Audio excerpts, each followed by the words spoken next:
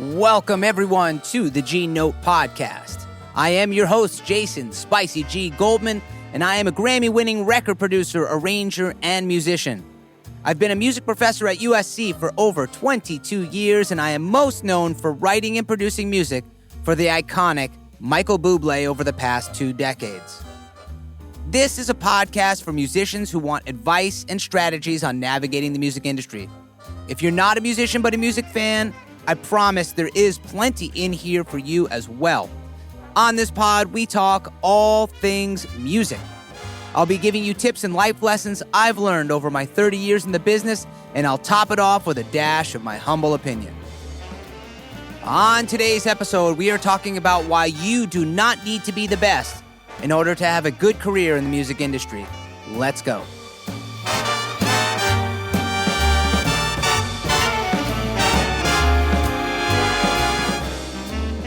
I always say to my students, you don't need to be the best. You don't even need to be great, actually. You just need to be really good, well-organized, and professional. Hopefully, this comes as a relief to a lot of you musicians out there. Don't get me wrong, I am a firm believer in striving for the highest level. But the truth is, it's not always the best that get the work or even the best gigs, as most musicians know. I have an old friend who is just a monster trombone player. Fantastic. He actually didn't even major in music. He was, I think, a music business, or not even, a regular business major at USC. But he always would hang out with us all the time and in the jazz department and play, and he was just freaking fantastic. And his name is Garrett Smith, and he is currently one of the most working trombone players in Los Angeles. He has played with Christina Aguilera's band, Stevie Wonder's band, was in the house band for The Tonight Show with Jay Leno, American Idol. I can go on and on, but you get the picture. He's currently playing on that show, the Dancing with the Stars show, and I think he's been with that show for years now. And I was asking him how he had gotten the gig with Christina Aguilera's band, and he told me this. And this I thought was a really interesting story, and I wanted to share it with you. He said basically a friend of his who was a saxophone player had started a horn section. I think it was like the typical pop horn sections, like 3 or 4 musicians. And the guy that started the section was pretty much your kind of average run-of-the-mill musician. Definitely was a good player, but not on an elite level, really. But he happened to have a friend who had mentioned that he was looking for a horn section. And the reason he was looking for a horn section is because Christina Aguilera was going to go on tour. And his friend happened to be the music director for Christina Aguilera.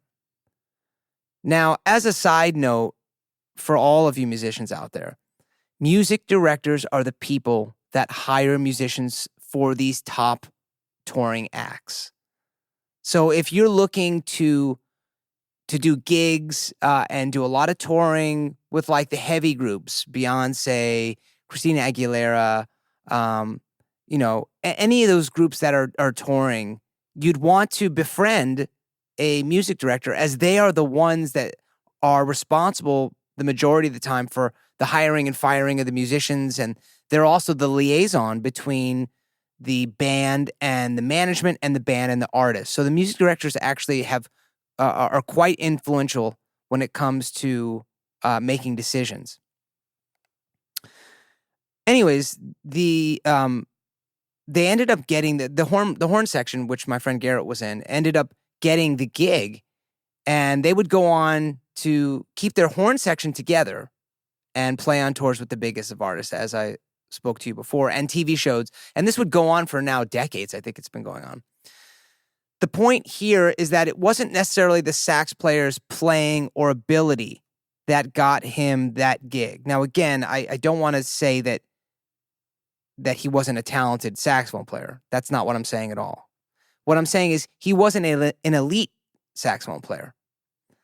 And it's very likely that getting this gig had a lot to do with his relationship with the MD, the music director. So the sax player was also smart. One of the other smart things that the saxophone player did is he built the horn section with talented guys around him so that the level would be as high as it could be. And the point here is you never know where or how you will get an opportunity. But this was an opportunity for my friend who was kind of a shy guy, actually. He is a shy cat. Really lovely human, fantastic trombone player, as I mentioned. On the opposite end of this, I have known quite a few musicians that have a reputation for being difficult to work with. Sure, they may be unbelievable, but why, honestly, why would I want to put myself through that? And by the way, I have done this before and I've learned my lessons, which is why I'm sharing this lesson with you so that you can potentially avoid those lessons. Or if you are the one trying to get hired, you could be like, I really need to think about this before I do something that could cause me to not get hired. So while these musicians may be unbelievable, again, why would I put myself through that? Of course, I want high art. Who doesn't want high art? But I also don't want to leave the gig or a recording session being upset and having the experience ruined, which is literally one of the most important parts for me in music, right? Is the experience, being around other musicians, feeling the vibe and the energy of the room. Again, musicians, it's like a family, right? I mean, you can hang out with other people that aren't musicians, but they're not going to understand your lingo or what you're talking about sometimes. And you have to be conscious of that, right? Because you can't say, man, that cat was killing last night, right? Because they'd be like, the cat was killing? What are you, like high or something? Right? So you have to understand that that's part of the experience. So, I don't want to bring in musicians that are going to ruin the beautiful part or one of the beautiful parts for me. And I know it can be very trying to be a musician, in the sense that we are always comparing our playing and our abilities to the level of others, right? I mean, that's part of it. But here's really the secret, folks. Here is the secret. There are very, very few elite players out there. We all know someone who is better than us at something, whether it's cooking, fixing cars, playing an instrument, producing. There's always someone better. And that is something you should never forget, right? Never forget that at any moment you could be fired for something or not hired. However, again, these particular people don't always get the gigs or get the big gigs. I know, as I mentioned before, a ton of musicians that just don't work a lot. Sometimes it's because they're not organized or don't get out and meet people or are just plain and simply just unprofessional. I can tell you this, right? I hire a lot of musicians over the course of a year. I don't always hire the best players, I know. I try to, but sometimes they're not available or may have issues that are just too challenging to deal with, or I just plain and simply just can't deal with that kind of stuff. It's not that I don't want the best, but what I want more is someone I know who will get the job done the way I need it to be done in a super professional way. I need players who will show up on time.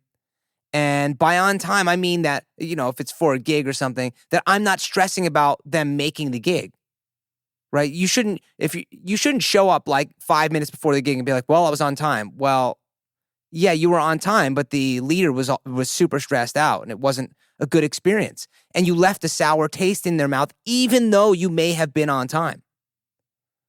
And that's what I'm talking about. Right? I want people that come to the gig, play what I need them to play at a high level, and be there with, check this out, with a great attitude. And I know that is not everyone. That sometimes you could be a darker person, especially musicians. I know a ton of dark cats. But it's really important. Another undervalued trait is respect. We all know you need to earn respect, but once you do earn it, it's important that people give you the respect you deserve. I cannot tell you how important this is for so many reasons, right? Honor those that are at a higher level or who do things with top class or who earn awards that are recognized in their field, even if you're like, well, that's just an award. Yes, but you still should respect that because they were able to get an award. So it's really important.